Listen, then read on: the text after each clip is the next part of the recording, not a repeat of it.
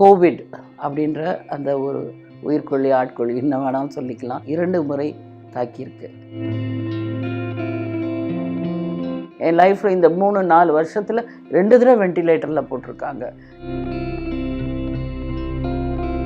இவங்க இறக்கிறதுக்கு வாய்ப்பு இருக்குன்னு என் சொந்த பந்தங்க கிட்ட கையெழுத்து வாங்கியிருக்காங்க. டெய்லி ஒரு நாளைக்கு 23-24 மாத்திரை சாப்பிட்டுட்டு இருக்கேன் நான். என்னை வெண்டிலேட்டரில் போட்டு நீ செத்துப்படுவ அடுத்த நாள் காத்தாலன்னு அவர் சொல்லும்போது என் கூட இருந்தவங்களாம் பயந்துட்டாங்க. விகடன் நேயர் அனைவருக்கும் வணக்கம். என்னுடைய பெயர் டாக்டர் மனோரமா. நான் ஒரு மருத்துவர். நான் குழந்தைகளுக்கான ஸ்பெஷாலிட்டி படிச்சிருக்கேன். அதற்கு மேலே குடல்நோய் சம்மந்தப்பட்ட நோய்களுக்கான மேற்படிப்பும் நான் படிச்சிருக்கேன். கிட்டத்தட்ட 40 ஆண்டுகளாக மருத்துவராக பணிபுரிஞ்சிட்ருக்கேன் நான் இது வரைக்கும். தன்னார்வ தொண்டு நிறுவனங்கள் சைடில் நான் கிட்டத்தட்ட ஒரு 30 ஆண்டுகள் நான் பணிபுரிஞ்சிட்ருக்கேன். சென்னையில் தான் பிறந்தேன், சென்னையில் தான் வளர்ந்துருக்கேன். எனக்கு கோவிட் அப்படின்ற அந்த ஒரு உயிர்கொல்லி ஆட்கொல்லி என்ன வேணாலும் சொல்லிக்கலாம். அந்த மோசமான ஒரு வியாதி 2 முறை தாக்கியிருக்கு. இதை நான் மற்றவர்களுக்கு சொல்லணும்னு நினைக்கிறேன். ஏன்னா இன்றைக்கும் கோவிடை ரொம்ப சர்வசாதாரணமாக மேற்கொள்கிறவங்களாம் இருக்கிறாங்க. அதை பார்க்கும்போது ரொம்ப கஷ்டமாக இருக்கும். கோவிட் பரவுதுன்னும் போது பார்த்திங்கன்னா மார்க்கெட் ஏரியா அங்கே இங்கே எல்லா இடத்துலையும் மக்கள் மாஸ்க் போடாமல் ரொம்ப நெருக்கமாக இந்த மாதிரி இருக்கும்போது எனக்கு என்னுடைய நிலையை பற்றி தான் நான் யோசிப்பேன். அதனால்தான் நான் இதை பேசணும்னு நினச்சது கூட. இந்த கோவிட் வந்தபோது முதல் தடவை யாருக்குமே அது கோவிட் அப்படின்றது கூட பெருசாக தெரியாத போது வந்தது. அப்போ எனக்கு ஆக்சிஜன் சப்ளை ரொம்ப குறைஞ்சி போய் 85 பாயிண்ட்டுக்கு போயிடுச்சு. எனக்கு அசிஸ்டட் வென்டிலேஷன் போட்டு இருந்தாங்க. என்னால் அதை டாலரேட் பண்ண முடியல. ஏன்னா நான் நினைவோடு இருந்தேன். எனக்கு அந்த ஹை ப்ரெஷர் ஆக்சிஜன் உள்ளே செலுத்தும்போது நான் சாதாரணமாக சுவாசிக்கிறதுக்கு அது அகெயின்ஸ்டாக இருந்தது. என்னால் சுவாசிக்கவும் முடியல. ரொம்ப கஷ்டப்பட்டு அந்தாண்ட சிஸ்டர் போனோன்னே மெதுவாக அதை கழட்டுவேன். அவங்க கடைசியில் ஒரு மேல் நர்ஸ் ஒருத்தர் இருந்தார் அந்த ஹாஸ்பிட்டலில். அவர் சொன்னார், மேடம் நீங்கள் கோஆப்ரேட் பண்ணலைன்னா ரொம்ப கஷ்டம், நாளைக்கு காத்தால கூட இறந்துருவீங்கன்னு சொன்னார்.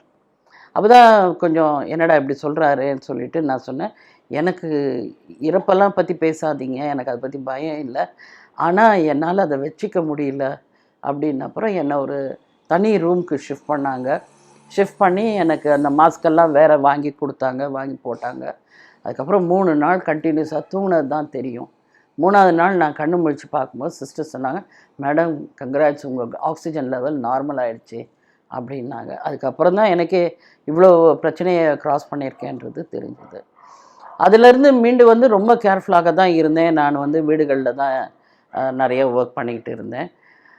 பட்டு 2வது முறையாக ஒரு கிட்டத்தட்ட 10-11 மாதம் கழித்து எங்கள் வீட்டில் எங்கள் அப்பாவை பார்த்துக்கிட்டு இருந்தவர்கிட்ட எனக்கு வந்துடுச்சு. அப்பா பெட்ரிடனாக இருந்தார், அவரை பார்த்துக்க ஒரு மேல் நர்ஸ் இருந்தார். அவர்கிட்ட இருந்து எனக்கு வந்துடுது. அவருக்கே தெரியாது அவருக்கு இருந்ததுன்னு.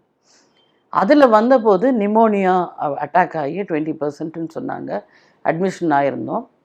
அங்கே அட்மிட் ஆன ஒரு 2வது 3ஆவது நாளே நான் என்ன பார்த்தேன்னா, எனக்கு ஒரு தடதடப்பு, ஒரு நடக்க முடியல, ஒரு ஏதோ வீக்காக ஃபீல் பண்ண மாதிரி இருந்தது. யாரையா பிடிச்சிட்டு தான் பாத்ரூம்க்கெலாம் கூட போகணும் போல் தோணுச்சு. அப்போ இருந்த சிஸ்டர் சொன்னாங்க, நீங்கள் ஒரு வாரம் சாப்பிடல இல்லை மேடம், அதனால தான் இப்படி இருக்கிறீங்கன்னாங்க. இல்லை சிஸ்டர், எனக்கு என்னமோ ரொம்ப வீக்காக ஃபீல் பண்ணுறேன், என்னால் கட்டில் விட்டு கூட இறங்க முடியல அப்படின்லாம் சொல்லிட்டு இருந்தேன். அதுக்கப்புறம் டிஸ்சார்ஜ் ஆகி 1 வீக் கழித்து வீட்டுக்கு அனுப்பிச்சாங்க. என்ன காரில் வரத்துக்கு கூட வீல் சேரில் காரில் ஏற்றிட்டாங்க. வீட்டுக்கு வந்துட்டேன். ஆனால் வீட்டுக்கு வரும்பொழுது பார்த்திங்கன்னா ஈவன் பிளாடர் கண்ட்ரோல் கூட எனக்கு இல்லைன்றது அப்போ தான் நான் ரியலைஸ் பண்ணாங்க. ஹாஸ்பிட்டலில் இருக்கவே பக்கத்துலேயே இருந்ததுனால எனக்கு ஈஸியாக இருந்தது. பட் வீட்டுக்கு வந்துட்டு கார்லேருந்து இறங்கி எங்கள் வீட்டுக்கு மாடியில் லிஃப்ட்டே இருக்குது, வர்றதுக்குள்ளே ஒரு 4 இடத்துல சேர் போட்டு தான் என்னால் ஏற முடிஞ்சது. நடக்க முடியல. 2 பேர் பிடிச்சிட்டு தான் நடந்தாங்க. பிளாடர் கண்ட்ரோல் போயிடுச்சுன்றது தெரிஞ்சது. அதுக்கப்புறம் சரி நம்ம இனிமேல் உடம்பை நல்லா தேற்றணும் அப்படின்னு நினச்சிட்டு இருக்கும்போது வர்றவங்கெல்லாம் நீ ரொம்ப இழைச்சிட்ட அப்படின்னு சொன்ன உடனே வெயிட் எடுத்து பார்த்தா கிட்டத்தட்ட ஒரு 30 kgs ரெடியூஸ் ஆகிருந்தேன். அப்போது எனக்கு என்னடா இவ்வளோ ரெடியூஸ் ஆகிருக்கோ, ஒரு விதத்தில் சந்தோஷம். ஏன்னா ரொம்ப நாளாக வெயிட் ரிடக்ஷன் ப்ரோக்ராம்லாம் போய் ஆகலையே அப்படின்றது இருந்தபோது 30 கிலோ குறைச்சது நல்ல விஷயம் பண்ணியிருக்குன்னு நினச்சிட்டேன். ஆனால் அதுக்கப்புறம் தான் தெரிஞ்சது என்னுடைய மஸ்குலர் வீக்னஸ் வந்துடுச்சு. என் மசில்ஸ் எல்லாம், அது முக்கியமாக என் பேக் மசில்ஸ், என்னுடைய தை மசில்ஸ், கால் எல்லாம் ரொம்ப வீக் ஆகிடுச்சு அப்படின்றது. இது வரைக்கும் 2021 வந்தது. இந்த 2 ஆண்டு காலத்தில் நான் கிட்டத்தட்ட எவ்ரி 3 மந்த்ஸ் ஒரு தடவை ஃபிசியோதெரப்பி எடுக்கிறேன். கிட்டத்தட்ட 7 சிட்டிங்ஸ் இது வரைக்கும் எடுத்திருக்கேன் ஃபிசியோதெரப்பி. அதில் இருந்து 10-20 ஸ்டெப்பு நடந்துக்கிட்டு இருந்தேன் நான். இப்போது கிட்டத்தட்ட ஒரு 800 ஸ்டெப்ஸுக்கு வந்திருக்கேன். அவ்வளோதான் என்னால் நடக்க முடியுது. ஆனால் அது கூட நானாக நடக்க மாட்டேன். நான் முதல்ல வாக்கர் வச்சு நடந்தேன். அந்த வாக்கர் வச்சு நடக்கிறதும் ரொம்ப கஷ்டமாக இருந்தது. கை தோள்பட்டையெல்லாம் ரொம்ப வலி. அடுத்தாப்பில் என்ன ஃபீல் பண்ணேன், என் கால் கொஞ்சம் வரும்போது இதை தூக்கி வைக்கிறதுக்குள்ளே கால் வெயிட் பண்ண மாட்டேங்குது, ஒரு இன்கோஆர்டினேஷன் மாதிரி இருந்தது. அதுக்கப்புறம் தான் இந்த வீல் வச்ச வாக்கரை நான் யூஸ் பண்ண ஆரம்பித்தேன். ஆனால் அது வீட்டுக்குள்ளே தான் பண்ண முடியுது என்னால். ரொம்ப தூரம்லாம் என்னால் நடக்க முடியாது. நின்று சாரி கட்டுறதோ இல்லை நின்று எதையாவது ஒரு ஒர்க்கை பண்ணலாம், இந்த அலமாரியை துடைக்கலாம், இல்லை ஏதோ ஒரு புக்கை எடுக்கலாம், இம்பாசிபிள். எனக்கு அது எல்லாத்துக்குமே நான் கிட்ட யாராவது போய் எடுத்து கொடுத்தா தான் முடியும். முன்னால் டேபிள் வச்சுட்டாங்கன்னா எல்லா வேலையும் என்னால் செய்ய முடியும். இன்றைக்கி சமைக்கிறது கூட பண்ணுவேன், ஆனால் எல்லாத்தையும் எடுத்து எனக்கு முன்னால் டேபிளில் வச்சா தான் என்னால் சமைக்க முடியும். இல்லைன்னா என்னால் அது கூட பண்ண முடியாது. Because I can't walk, I can't stand even for 2 minutes. உதற ஆரம்பிச்சிடுச்சு, கையெல்லாம் ரொம்ப உதறுது. வெளியிலலாம் போகணுன்னா I am using only a wheelchair. ஆக்சுவலாக கோவிடுக்கு முன்னால் daily I use to walk 1 kilometer. 1 kilometer, அதுவும் 20 minutesல அவ்வளோ ஃபாஸ்ட்டாக மேலே நடந்துட்டு இருந்தது. இப்போ ஐ ஃபீல் டோட்டலி இன்கேப்பாசிட்டேட்டட். நினச்ச நேரத்துக்கு வெளியில் போக முடியல. இப்போ ஒன்றும் இல்லை, இப்போ ஒரு ரூம் கதவை திறந்துக்கிட்டு வெளியில் போகணுன்னா கூட முடியாது. பெல் அடிக்கணும், யாரையாவது கூப்பிடணும், ஒரு ஹெல்ப்புக்கு எப்பயுமே என் கூட யாராவது இருக்க வேண்டிய நிலைக்கு தள்ளப்பட்டிருக்கேன். அந்த அளவுக்கு எனக்கு கோவிட் பாதிப்பை உண்டாக்கிடுச்சு. நான் எல்லாரையும் என்ன கேட்டுக்கிறேன், கோவிடை கொஞ்சம் சீரியஸாக எடுத்துங்க. ஜப்பானில் கோவிட் பெருசாக வரல. என்ன அது காரணம், அவங்க பழக்கமாகவே they don't travel very close, they don't, எல்லாருமே மாஸ்க் யூஸ் பண்ணுவாங்க. அதனால் அவங்களுக்கு அவ்வளோ பெருசாக பாதிப்பு வரல. ஆனால் நம்ம ஒரு இந்த சாமான் வாங்கணும்னு போனாவே அந்த இடத்துல பார்த்திங்கன்னா அத்தனை பேர் நிற்கிறோம். மார்க்கெட் ஏரியா, ஒரு ஃபிஷ் மார்க்கெட்டு, அப்படின்னு பார்த்திங்கன்னா ஏகப்பட்ட பேர் அந்த இடத்துல சேரும்போது ஒரு விழா, ஒரு ஸ்பிரிச்சுவல் காங்கிரிகேஷன், அந்த மாதிரி எது இருந்தாலும் பெரிய ஆயிரக்கணக்கில் லட்சக்கணக்கில் சேர்றோம். அந்த இடத்துல மாஸ்க் மாட்டுறவங்க பார்த்திங்கன்னா 1-2 தான் இருக்கிறாங்க. Please take Covid very seriously. என்னை பார்த்து தெரிஞ்சு கொள்ளுங்க. வாழ்க்கையை தலைகீழாக மாற்றிடுச்சு. நான் சும்மா வீட்டில் உட்காந்துருக்க ஆள் கிடையாது, தலைகீழாக மாட்டிடுச்சு. தினமும் நான் காலையில் 9-10 மணிக்கெலாம் வீட்டை விட்டு கிளம்புனேன்னா சாயங்காலம் 3 மணிக்கு வீட்டுக்கு சாப்பிட வருவேன். அந்த மாதிரி ஒர்க் பண்ண என்னை ஒன்றுமே இல்லாமல் யாராவது ஒருத்தர் எனக்கு வீல் சேர் தள்ளுற அளவுக்கு, இதெல்லாம் எனக்கு பிடிக்காத விஷயம். எனக்கு இவ்வளோ பேர் ஹெல்ப் பண்ணுறது. டாக்டர்ஸ் என்ன சொன்னாங்கன்னா, உங்கள் மசில்ஸ் எல்லாம் வீக் ஆகிருக்கு அப்படின்னாங்க. எனக்கே தெரிஞ்சு போச்சு. என்னுடைய ஹிப் ஏரியாவிலேருந்து என்னுடைய முழங்கால் கீழே வரைக்கும் அப்படியே பள்ளமாக ஒரு சின்ன வெட்டி எடுத்துட்டா எப்படி இருக்கும் அந்த மாதிரி ஆயிடுச்சு. அந்த மசில்ஸ் எல்லாம் வேஸ்ட் ஆகிடுச்சின்னு தெரிஞ்சது. சரி, இதுக்கு ஒரே ஃபிசியோதெரப்பி தான், வேறு எதுவுமே இல்லை. there's no medicine to improve or do anything. இது வாஸ்குலர் ப்ராப்ளம் இல்லை, பட் மஸ்குலர் அட்ரஃபி வந்திருக்கு. நானும் வெரிஃபை பண்ணதில் ஜேர்னல்ஸ்லாம் படித்தேன், எஸ் இருக்குது, இதுக்கு ஃபிசியோதெரப்பின்னாங்க. இப்போ அதை நம்பி தான் நான் இவ்வளோ தூரம் வந்திருக்கேன். என்னால் ஓரளவுக்கு என்னையே பார்த்துக்கிட்டு கொஞ்சம் மூவ் பண்ணுறதுக்கெலாம் முடியுது. ஃபஸ்ட் டைம் நான் அட்மிட் ஆகிருந்த போது கோவிடுக்கு எனக்கு என்னுடைய ஆக்சிஜன் லெவல் ரொம்ப கம்மியாக இருக்குன்னாங்க. செகண்ட் டைம் நான் அட்மிட் ஆகும்போது எனக்கு நிமோனியா வந்துடுச்சு, 20% லங் இன்ஃபெக்டட் அப்படின்லாம் சொன்னாங்க. நேராகவே படுக்கக்கூடாது, அதாவது இப்படி நேராக படுக்கக்கூடாது, ஒரே சைடில் தான் படுக்கணும் அப்படின்னு. டிஸ்சார்ஜ் ஆகி வந்த அப்புறம் கூட நிறைய மூச்சு பயிற்சிலாம் பிராணாயம்லாம் பண்ணேன். I was trying to drive out all the infection. எனக்கு சைனஸில் இருக்கிற இன்ஃபெக்ஷனை ட்ரைவ் அவுட் பண்ணணும், அப்புறம் லங்ஸில் இருக்கிற இன்ஃபெக்ஷன் ட்ரைவ் பண்ண ஃபிசியோதெரப்பி, இந்த மாதிரி நிறைய பண்ணேன். பட் என்னென்னா அந்த டீப் ப்ரீத் எடுக்கும்போது, டீப் ப்ரீதிங் எடுத்து இந்த பிராணாயம் ட்ரை பண்ணும்போது ஒரு கிளிக் சவுண்ட் கேட்கும். அவ்வளோ கஷ்டமாக இருக்கும். நைட்டில் படுத்திருக்கும்போது கூட அந்த சைடு படுக்கும்போது கிளிக் அப்படின்னு ஒரு சவுண்ட் கேட்கும்.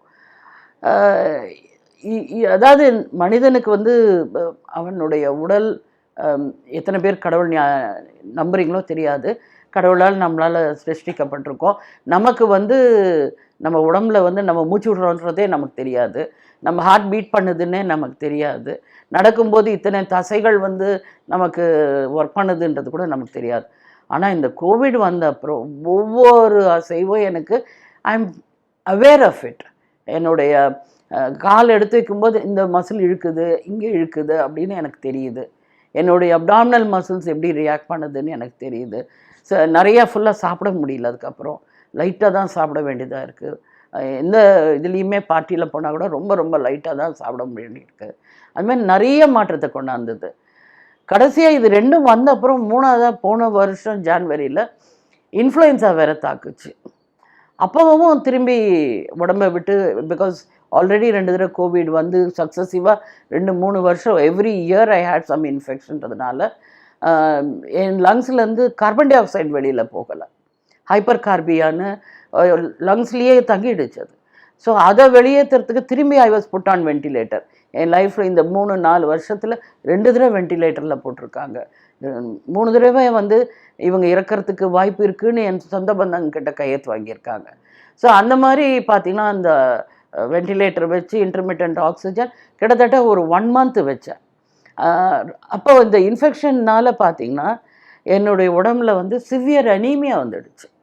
என்னுடைய ஹெச்பி லெவல் 4 grams இருந்தது. எந்த டாக்டருக்குமே அந்த மாதிரிலாம் ஆகாது. 4 grams ஆகிடுச்சு என்னுடைய ஹெச்பி. அதில் இருந்து ஏற்றணுன்னா ப்ளட்டு கொடுக்கணும் அப்படின்னாங்க.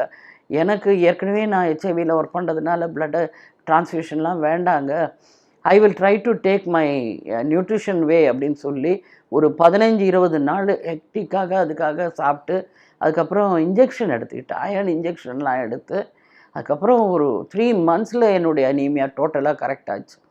இந்த மாதிரி மல்டிவேரியஸ் அனீமியா, வைட்டமின் டி எங்கேயோ கீழே போயிடுச்சு, உடம்புல இருக்கிற அயன் பைண்டிங் கெப்பாசிட்டி கீழே போயிடுச்சு, ஏகப்பட்ட டிஸ்டர்பன்ஸ் ஆகிடுச்சு இந்த இன்ஃபெக்ஷன்ஸ்னால். உண்மையிலே என்ன கேட்டிங்கன்னா இது ஒரு மறுபிறவி. இவங்களெல்லாம் நான் சந்தித்து பேசுகிறதுக்கு கடவுள் எனக்கு ஒரு ஆப்பர்ச்சுனிட்டி கொடுத்துருக்காரு. அதற்கு நான் அவருக்கு நன்றி சொல்கிறேன்.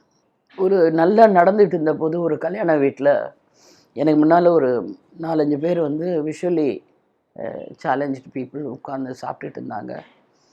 அவங்க சாப்பிட்றத பார்த்தபோது எனக்கு சாப்பிடவே மனசு வரல. ஏன்னா அவங்க இலையில் ஒவ்வொன்றுத்தையும் எங்கே இருக்குதுன்னு தொட்டு பார்த்துட்டு அதை வந்து சாப்பிட்டாங்க. அந்த நிலையில் அதாவது ஒரு disability, is the disabled person, அவங்களுக்கு டிசபிலிட்டி இருக்குது, அவங்கள வந்து இப்படி பண்ணணும் அப்படின்னா நம்ம பேசுகிறோமே தவிர அதை அண்டர்கோ பண்ணுறவங்களுக்கு தான் நல்லாவே தெரியும் அதன் கஷ்டம். அது எவ்வளோ வந்து நான்லாம் வந்து ஓட்டமோ நடையுமா இருந்தாள். இப்படி அடுத்தவங்கள நம்பி ஈவன் இந்த கதவை திறக்கணுன்னா கூட நான் சொன்ன மாதிரி ஒருத்தரை நான் கூப்பிடணும். என் கூட எப்போவுமே பார்த்திங்கன்னா ஒரு பெல் வச்சுருக்கேன். இந்த பெல்லை வச்சு கூப்பிட்டேன்னா உடனே வருவாங்க எனக்கு ஹெல்ப்புக்கு. அந்த மாதிரி ஒரு நிலைக்கு நான் ஆகிட்டேன். I am totally depend on somebody. எனக்கு அது வந்து ரொம்ப கஷ்டமாக இருக்குது.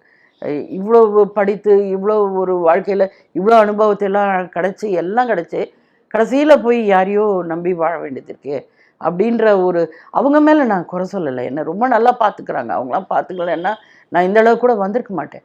ஆனால் நம்ம நினச்சா இப்போ எனக்கு ஏஞ்சி போயிடணுன்னு நடக்கணும்னு தோணும், முடியாது. முக்கியமாக ராத்திரியில் நமக்கு அர்ஜென்ட்டாக டாய்லெட் வந்தால் கூட நான் ஏஞ்சி உடனே போக முடியாது. ஏஞ்சி உட்காந்து அதை இதை எடுத்து நான் அதுக்கப்புறம் நடந்து போகணும். இப்போ நானாக போகிறேன், முன்னெல்லாம் யாராவது ஒருத்தரையும் கூட வரணும். அந்த மாதிரி நிறைய அடுத்தவங்களை சார்ந்து வாழறதுன்றது ரொம்ப கொடுமையான விஷயம்னு நான் நினைக்கிறேன். என்னால் வந்து என்னுடைய பழைய நிலைக்கு போக முடியல, என்னால் எங்களுடைய ஹோமுக்கு கூட அடிக்கடி இப்போல்லாம் போக முடியல, ட்ராவல் பண்ண முடியல, ஒரு 2.5-3 மணி நேரத்துக்கு மேலே உட்கார முடியல. உட்காந்தேன்னா சிவியர் பேக் பெயின். எங்கே உட்கார்ந்தாலும் இந்த மாதிரி ஒரு குஷனை பின்னால் போட்டு என்னமோ ஒரு பெரிய விஐபி ட்ரீட்மெண்ட் மாதிரி ஆயிடுச்சு. முன்னெல்லாம் நான் போனால் கிளாஸ் எடுக்க கூப்பிட்டாங்கன்னா கூட, பெரிய கிளாஸஸ் கூட 2 hours 3 hours உட்காந்து பேசினா கூட ஸ்டூல் இருந்தால் போதும் பான்னு சொல்லி உட்காந்து பேசுவேன். சில்ட்ரன் ஹாஸ்பிட்டலில் ஒர்க் பண்ணும்போது ஓபியில் எங்களுக்கு ஃபர்னிச்சர் பிரச்சனைனா ஒரு ஸ்டூலை போட்டு பேஷண்ட்ஸை பார்ப்பேன். அப்படி இருந்தாலும் இன்றைக்கி வந்து நமக்கு ஒரு உடம்புக்கு ஒரு இந்த மாதிரி தேவைகள் வருதுன்னும் போது கொஞ்சம் கஷ்டமாக இருக்குது. நம்ம வந்து இப்போ நேற்று கூட நான் வந்து ஒரு இடத்துக்கு வெளியில் போயிட்டு வரேன். நான் அந்த காரில் ஏற முடியல. அதுக்கு ஒரு ஸ்டெப்பு போடுறாங்க. அந்த ஸ்டெப்பு மேலே 2 பேர் கைப்பிடிச்சி என்னை தூக்கி விடுறாங்க. அதுக்கப்புறம் காருக்குள்ளே காலை வைக்கிறேன்னும் போது அத்தனை பேர் வேடிக்கை பார்த்து நம்மளை வந்து ஒரு பரிதாபமாக பார்க்கும்போது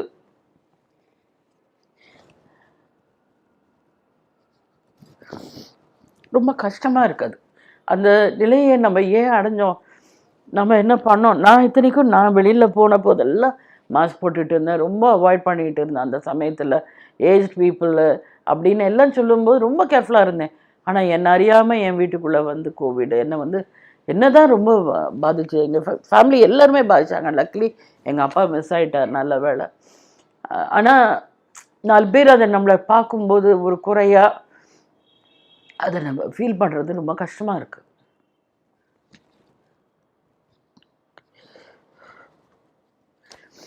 Anyway, I am very happy that God has given me this opportunity. இந்த அளவாவது என்னால், ஏன்னா இன்றைக்கும் பார்த்தீங்கன்னா என்னால் உட்கார்ந்த இடத்துல எல்லா ஒர்க்கும் பண்ண முடியுது. இப்போ என்னுடைய ஒபிசிட்டிக்கும் காரணம் வந்து I have a pituitary tumour. என்னுடைய மூளையில் ஒரு சின்ன கட்டி இருக்குது, அதனால தான் அப்படின்னாங்க. அது எம்ஆர்ஐ சென்னைக்கு வந்தபோது தான் அது கண்டுபிடிக்க முடிஞ்சது. அப்போது வந்து தே செட் நீங்கள் வந்து சர்ஜரி பண்ணலான்னாங்க. ஒரு சிலர் என்ன சொன்னாங்க, எப்படியும் டேமேஜ் பண்ணிடுச்சு, இனிமேல் என்ன பண்ண போகிறீங்க, நீங்கள் சர்ஜரி பண்ணால் ஒன்றும் இழைக்க போகிறது இல்லை, நீங்கள் மெயின்டைன் பண்ணிக்கணும். எனக்கு வந்து ஃப்ளூயிட் அக்யூமுலேஷன் நிறையா இருக்கும் அந்த டியூமர்னால். ஸோ ஒவ்வொரு டே 3 kg 4 kg அந்த மாதிரிலாம் ஏறுவேன். நிறையா வாட்டர் லாகிங் இருக்கும். சால்ட் பேலன்ஸ் வந்து நான் ரொம்ப பார்த்துக்கணும். முக்கியமாக சம்மரில் தான் ரொம்ப கஷ்டப்படுவேன். வெயில் அதிகமாக போயிட்டால் சால்ட் நிறைய எக்ஸஸ் வெளியில் போயிடும். ஸோ சால்ட் இன்டேக் அப் எடுக்கணும். சில சமயத்தில் வந்து சால்ட்டியாக ஃபுட்டு எடுத்துட்டால் அதுவும் பிரச்சனை வரும். ஸோ அந்த சால்ட் பேலன்ஸை வந்து ஃபுட்டில் நம்ம வந்து ரொம்ப ரெகுலேட் பண்ணணும். டெய்லி ஒரு நாளைக்கு 23 24 மாத்திரை சாப்பிட்டுட்ருக்கேன் நான் இப்போவும். ஆனால் பரவாயில்ல, I am thankful. Every day is a bonus. என்னால் ஏதாவது பண்ண முடியுது. நிறையா பேர் இப்போவும் ஃபோனில் பேசி என்னை வந்து கன்சல்ட் பண்ணிக்கிறாங்க. டாக்டர் இது எடுக்கலாமா அது எடுக்கலாமான்றாங்க. I am able to help people ஒரு small way, but not in a big way like before. அதுதான் எனக்கு கொஞ்சம் கஷ்டமாக இருக்குது. அதாவது மனிதன் பிறந்து ஒரு சில காலம்தான் நம்ம வந்து மற்றவர்களோட உதவி எடுத்து வளர்கிறோம். ஒரு 3-4 வயசுக்கு அப்புறம் நம்ம நடக்க ஆரம்பித்தப்பறம் நமக்கு எல்லாம் தெரியும், நம்ம எல்லாம் பண்ணிக்கலாம்னு நினைக்கிறோம். ஆனால் இல்லை, அப்பா அம்மாவுடைய கைடன்ஸில் ஒரு 10-12 வயசுக்குள்ளே ஒரு கிட்டத்தட்ட நம்ம என்ன சாப்பிட்ணும், எப்படி வாழணும், எப்படி எல்லாத்தையும் மேனேஜ் பண்ணிக்கணுன்றதெல்லாம் கற்றுக்குறோம். அதுக்கப்புறம் நம்ம காலேஜ் போய் வேலைக்கு போக ஆரம்பித்தோம். இன்னும் உலக எக்ஸ்பீரியன்ஸ் எல்லாம் கிடைக்கிது. ஓரளவுக்கு ஒரு மனிதரான அப்புறம் நம்ம வந்து வாழ்நாளை எப்படி முடிவு பண்ணணும், என்ன செய்யணும் அப்படின்றது. அந்த சமயத்தில் நம்ம முக்கியமாக நிறைய பிளானிங் பண்ணுறோம். கரியர் ஒர்க் ஷாப்ஸ்லாம் நடத்துகிறாங்க. இப்போவே 8வது 9வது படிக்கிற பிள்ளைங்களுக்கெல்லாம் கரியர் ஒர்க் ஷாப் நடத்துகிறாங்க. இன்னமும் வந்து உடல் வந்து எப்படி நம்ம பாதுகாக்கணுன்ற ஒர்க் ஷாப்ஸ் வந்து மாணவர்களிடையே நம்ம வந்து உருவாக்குறது இல்லை. எல்லாருமே வந்து நம்ம உடம்பை எப்படி பாதுகாத்துக்கணும் அப்படின்றது தெரியணும். என்ன மாதிரி வியாதிகள் குழந்தைகளுக்கு வருது, என்ன மாதிரி வியாதிகள் வந்து பெரியவங்களுக்கு வரலாம். அந்த நீங்கள் நிறைய வியாதிகள் வந்து they are preventable. அதுதான் நான் வந்து என்னுடைய மருத்துவத்தில் புரிஞ்சுக்கிட்டது. நிறைய வியாதிகள் they are preventable. அதை வந்து நம்ம தெரிஞ்சுக்கிட்டு நம்மளே முயற்சி பண்ணி நம்ம வந்து ப்ரிவெண்ட் பண்ணிக்கணும்.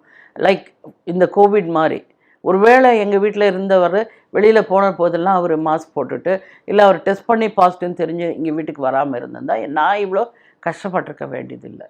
ஸோ அந்த மாதிரி என்ன மாதிரி நிறைய பேர் நம்ம வந்து அந்த கோவிட் வந்த காலத்தில் நிறைய வீடியோஸ் டெய்லி டிவியில் பார்க்கும்போது மனசு கஷ்டமாக இருக்கும். ஒன்று நம்மளால் வந்து இன்னொரு உயிரை வந்து உருவாக்க முடியாது.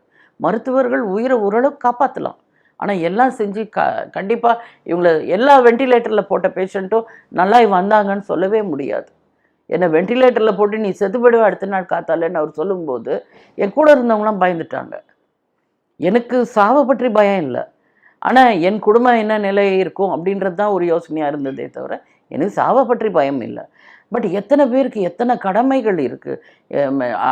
அதான் அன்ஃபினிஷ்டு ஒர்க். நம்ம இந்த பூமிக்கு வந்ததற்கான ஒரு முக்கிய விஷயத்தையே நம்ம முடிக்காமல் இருப்போம். அதனால் உடலை கண்டிப்பாக ரொம்ப ஒரு முக்கியமான அசட். எல்லாரும் வந்து நம்ம பேங்க்கில் பணம் போட்டோமா, நகை வாங்கினோமா, பட்டுப்புடவை வாங்கினோமா, இதை வாங்கினோமான்னு யோசிக்கிறீங்களே. ஹெல்த்தை வாங்கணுமா, ஹெல்த்தை பாதுகாத்தோமா, அதுக்கு என்னெல்லாம் பண்ணணும் 5 வயசுலேருந்து சொல்லிக் கொடுங்க குழந்தைங்களுக்கு. இந்த வாக்கிங் எக்ஸசைசஸ்ஸு, இந்த குழந்தைங்களுக்கு ப்ரீதிங் எக்ஸசைஸ், இதெல்லாம் ரொம்ப சின்ன வயதுலேருந்தே சொல்லிக் கொடுங்க. முடிஞ்ச வரைக்கும் நம்ம ஊரில் வந்து இந்த பொல்யூஷன், இந்த ஓவர் க்ரௌடிங், அந்த இடத்துல மாஸ்க் யூஸ் பண்ணுறது ரொட்டீனாக இருந்தால் ஈவன் ரெஸ்பிரேட்டரி இன்ஃபெக்ஷன், எத்தனை குழந்தைங்களுக்கு நிமோனியா வந்து இறக்குறாங்க தெரியுங்களா. ஸோ அந்த மாதிரி எல்லாத்துலேயுமே நம்ம வந்து கவனம் கொடுத்து, ஹெல்த் ஒரு முக்கியமான இம்பார்ட்டன்ஸ். சுவர் இருந்தால்தான் சித்திரம் வரைய முடியும், சுவர் இல்லைன்னா சித்திரம் வரைய முடியாது. அதை நம்ம ஞாபகம் வச்சுக்கணும். நம்ம நல்லா இருந்தால்தான் நம்மை சுற்றி நம்ம குடும்பம், நம்மளுடைய கம்யூனிட்டி நல்லா த்ரைவ் ஆகும். அதை தயவுசெய்து புரிஞ்சுங்க.